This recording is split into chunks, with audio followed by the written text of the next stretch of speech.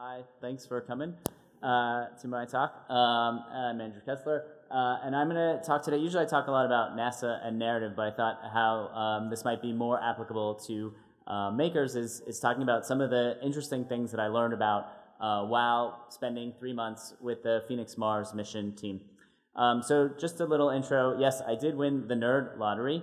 I got to work on a NASA mission to Mars called Phoenix, which was the mission that happened just before Curiosity, which is going on right now. And its job was to go to the North Pole of Mars with a digging arm and try and scoop up some stuff, put it in its instruments, and see if there's a giant frozen ocean at the top of Mars and understand things about habitability.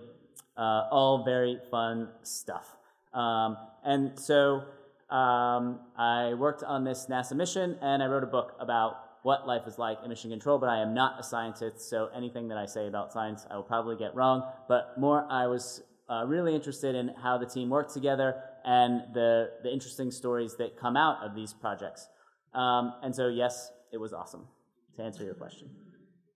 So two things that I learned on Phoenix was that it's hard to get to Mars. And so this is an understatement that you can only realize the depth of once you really dig into the day-to-day activities on a Mars mission.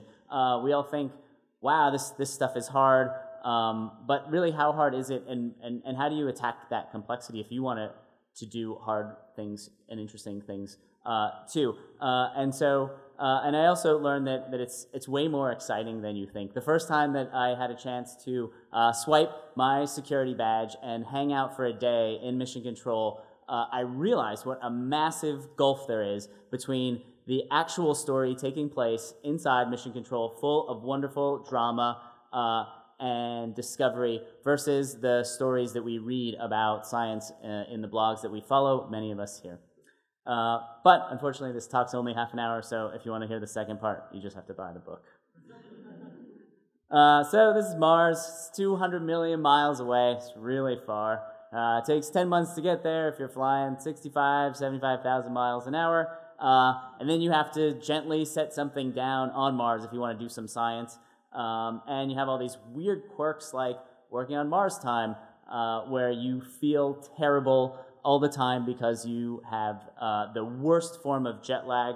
Mars doesn't spin at the same rate as Earth, so your day, if you're trying to work a Mars day, you have to shift your day here to match that Mars day, which is actually 24 hours, 39 and a half minutes. And so how do you do that? You move your day forward by about 40 minutes every day, and this gives you jet lag, right? Like it's just like flying across the Atlantic if you were to change time zones.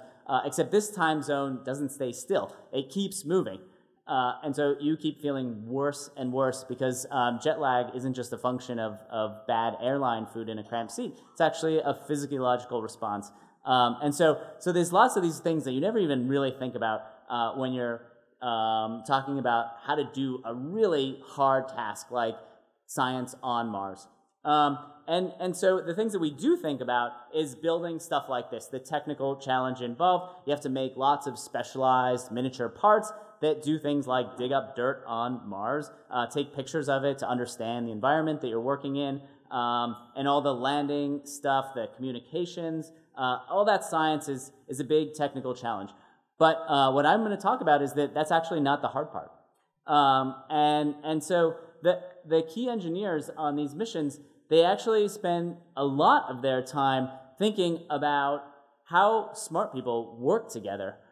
Because the key to getting something like rover, a one-ton SUV in the case of Curiosity, to safely land on another planet is to get thousands of really smart people to be able to work together. Because these large-scale projects you can't do on your own. And for any of you that have ever tried to collaborate with other smart people that are used to being right, it turns out to be very difficult. So I thought that might be an applicable thing to talk about for a maker, Faire. So part one of things you never realized are really hard about going to Mars is you have to get lots of really smart people working together towards a single goal. And how do you do that? It's actually a real challenge because all of these people are used to being the ones in control. They head their labs. They have a team of people that's working for them, and they have a set of science things that they are very much invested in, and they are used to working really hard to get those things done. And so for NASA, it's a big challenge because they have to do another thing that no one here would ever do, which is to make a prototype work perfectly the first time. So if you're an engineer, you want to build a prototype and then it breaks and then you make a new one. But if you're sending something to Mars, you just get one shot. And so that's a big challenge, and it's not ideal, but that's NASA's particular challenge, and so it means it's even more important to get these teams of really smart people to focus on a singular problem. Because if everyone has different goals, then they start to work on those goals and everything falls apart, because you have tons of different instruments, and every one of those instruments has its own engineering and science teams. And when everyone focuses on their own task, apart from getting all these things to play nicely together, it becomes a big problem. So what we're going to focus today to figure out how that happens is talk a little bit about what you need to do to plan one lander day. So looking at this massive list, all of that stuff has to flow nicely into a schedule for your lander if you're going to do a day's worth of science on Mars. And so planning a lander's day is a really long and tedious process. So first, you're already dealing with the fact that you have Mars lag, and you feel like hell, and you don't want to do anything. So then you get to work, and it may be the middle of the night, it may be the morning, it depends on where you're at in the Martian cycle. And the first thing that you do is you get a new bits of data that have come down, some new thing, the day's worth of work that the lander has sent home, everything it learned the previous day. And now a team of scientists has to look at all the images and data that's come down and understand and assess what's happened. So first, that's what you do. You get your stuff, your downlink, all the information comes in this giant mass, and you have to decide what's important, what's not important, and you then have to present your findings to the whole team and propose next steps based on that. Then you look at the proposed plan that other people were already thinking about for your next day, evaluate each activity within that plan, and then try and pressure mission control to do your particular bit of science because, well, you've been working on it really hard and you want your stuff to get done, and your experiment is obviously the most important. Then you have to finalize a new list of activities that makes sense given the previous day's constraints, and that is that some experiments will be able to happen, some won't. You have to ditch some, and some require lots of power, others require heating. So there are all these constraints that you have to work within in order to make this happen. So once you finally decide that you have a good plan, things that you want to do based on all this new data that you've collected, well, now you have to explain that plan to the mission management. They have to accept that plan, and then they have to pass that on to a series of another set of engineers that's going to write the code for that plan. And so this is going to be a new set of building a piece of software that's going to control the lander's activities for the next day, given everything you learned from the day before. And this process has to happen all within a 15-hour timeline so that you can make the final cutoff time before your orbiter passes over your lander and you miss that moment when you can transfer the data between the two. So one day, a lot of stuff have to happen, and if you miss it, then you miss an entire day worth of science. So that requires getting hundreds of scientists to work together. And so people like this guy, Dara Sabahi, who's one of the chief engineers on Curiosity, his main job, he's there, standing with Charles Alatri, the head of the Jet Propulsion Lab, and he says he's a kind of a fascinating guy who's basically, his whole job is to get the team to work together to figure out these difficult problems. And one of the first times I met him, he said this thing to me that was really surprising, and that's that you might imagine that it's a technical challenge, and that technical challenge is complicated. But on these big projects, it's not as complicated as cooperation. And just getting people to respect each other's ideas and cooperate is, in many ways, the key technical hurdle to getting this 1-ton SUV to land safely on Mars. And that's kind of surprising. So that long list of things that you have to do in a Mars day, when the mission that I first started working on was meeting, it took them about 200 times longer than it needed to get 1 day's worth of science done. And they had to, by the time their mission landed safely, get that ratio down to 1-to-1, or else they'd never be able to do an entire day's worth of science. So you have to basically trick your team into doing this, into working together. And you can imagine why they don't want to let go, or it's not easy for them to let go of their pet projects. Well, they've all been working on them for 8 to 15 years. You can think that NASA started selecting the science instruments for this project in 2004. And some people had already been working for years on these instruments that they were going to send to Mars. So it's hard. You feel attached to the work that you're doing, and you think, great, that guy's doing work too, but mine's much more important. And so you have a lot of conflict built into the process. Everyone wants to get their experiments done, and then you have a set of engineers who essentially have built this very, very pricey lander, rover, who don't want any damage to come to it. So they want the scientists to be very conservative.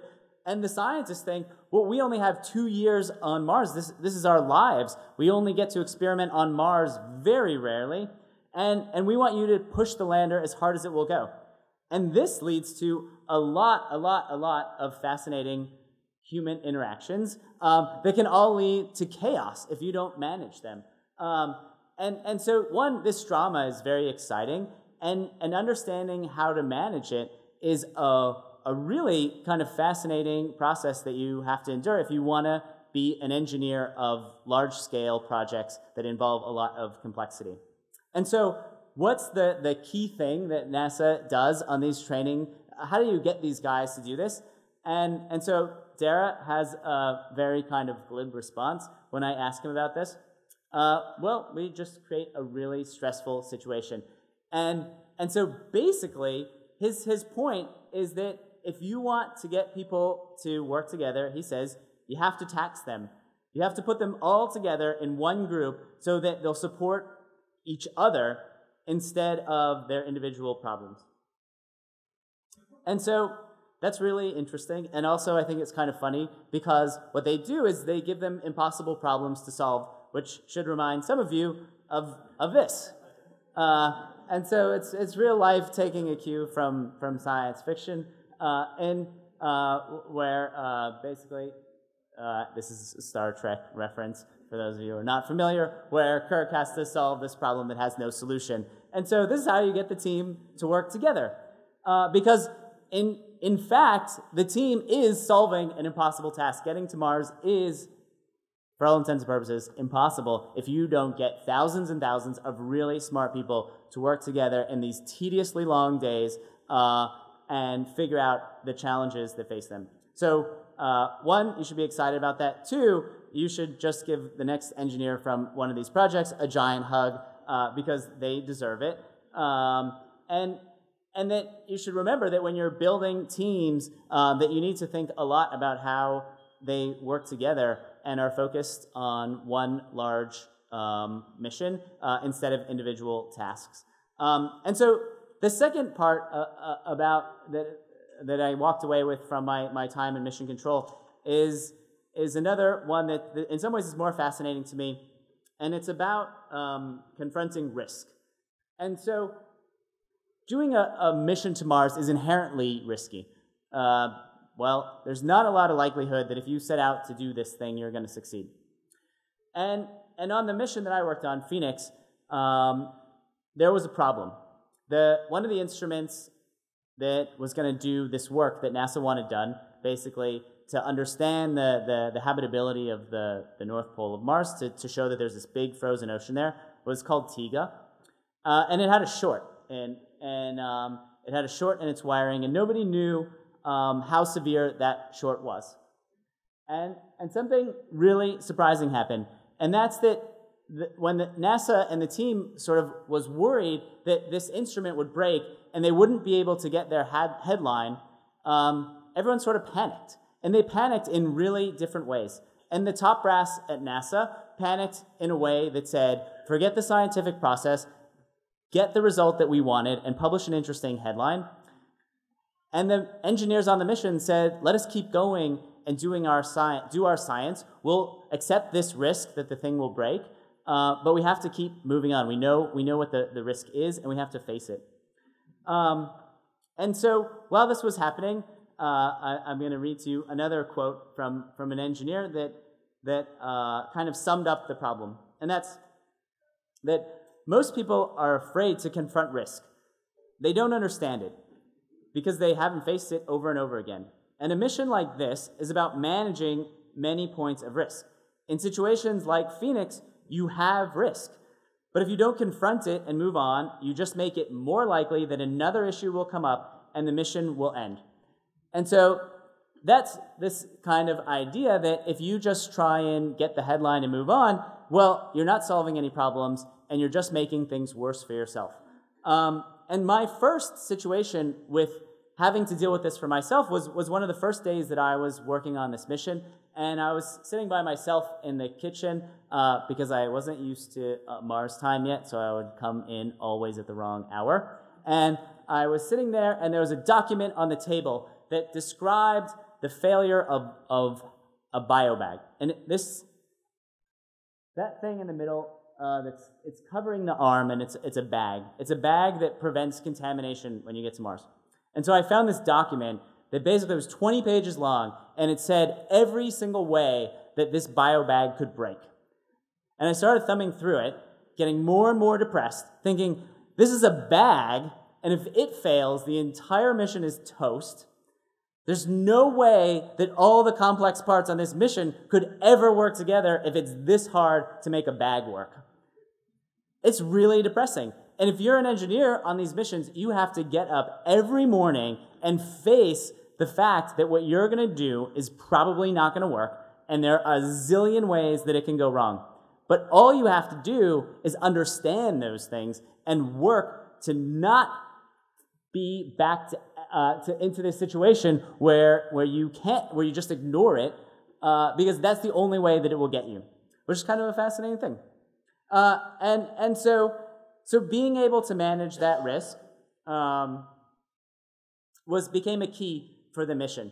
And the reason that it is a key and why it's so hard for people to do is that because when you assess risk in this way and you're willing to tackle it, you have to do this very hard thing. You have to get up in front of a room of very smart people and risk embarrassment.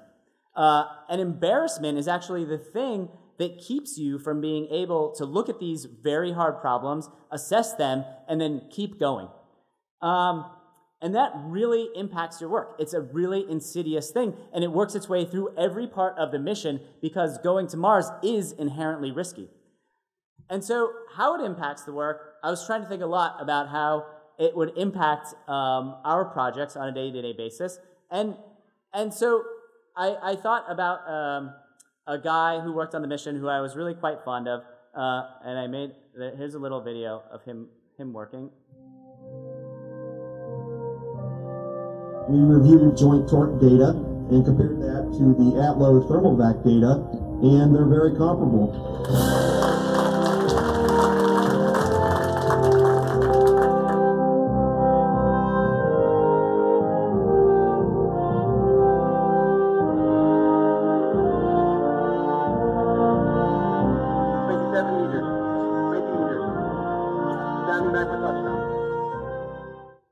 So this guy is really dedicated to his job. You could think of him as a Nike athlete at the top of his game, but he just happens to work for the Jet Propulsion Lab, and he knows everything about the robot arm. And there's no way that he is ever going to let any task that he has to do fail. And so from this perspective, he is on the lower end, the rank and file, an engineer there, and risk for him is a problem in that he is not willing to let go.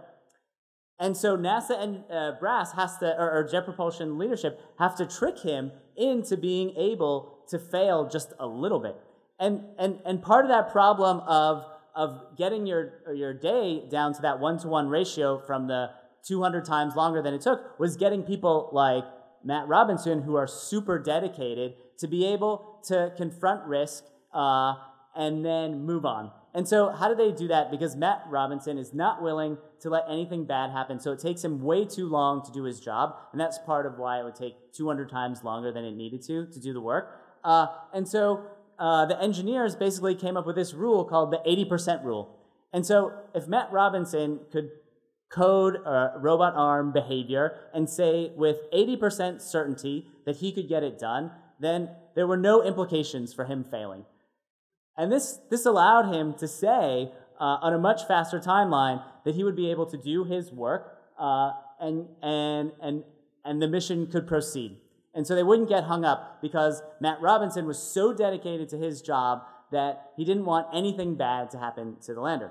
And so Matt Robinson is one of those guys who makes amazing things like this happen, and we should want to know his story. We should want to know more about him. But when you ignore risk, then different things happen.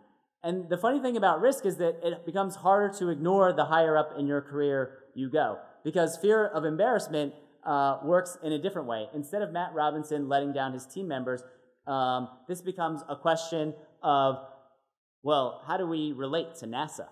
And how do we talk about NASA missions that are inherently risky if we want the public to feel like we're doing a good job? And so when you get to that top tier, you start to see a breakdown in people's willingness to confront risk. And they take more of a defensive posture that forces them to ignore risk and start to tell people that everything is okay and we got it. And instead of telling dramatic stories based on how hard everything is, you start to tell stories in terms of facts and figures. And this breakdown leads to something really sad for a lot of these missions. And that's this: that people stop caring. And this is a Google trend line of people caring about Justin Bieber versus NASA. Because people don't care about stories when they're lists of facts and figures. And so, and I tell you this to point out how risk is something that everyone confronts in their daily lives, and that we can actually learn a lot from these things. And so I invite you all to think about the risk in your lives when you work on your projects, and to make sure that your teams are working together and thinking about these things. And so I would say that I actually put my money where my mouth is, and that for me, I never had done a project that involved building, engineering something. But after spending a year in the Jet Propulsion Learning Lab, I guess I'm the only person ever to go to the Jet Propulsion Management School. But that I actually decided that I was willing to do that. And I went out and I felt that if these guys could go to Mars, then I could certainly build a tiny little company. And so I took my learning from NASA and I actually applied it to building a team that felt willing to accept risk, be embarrassed, and try to tackle really hard problems. And so that's my talk.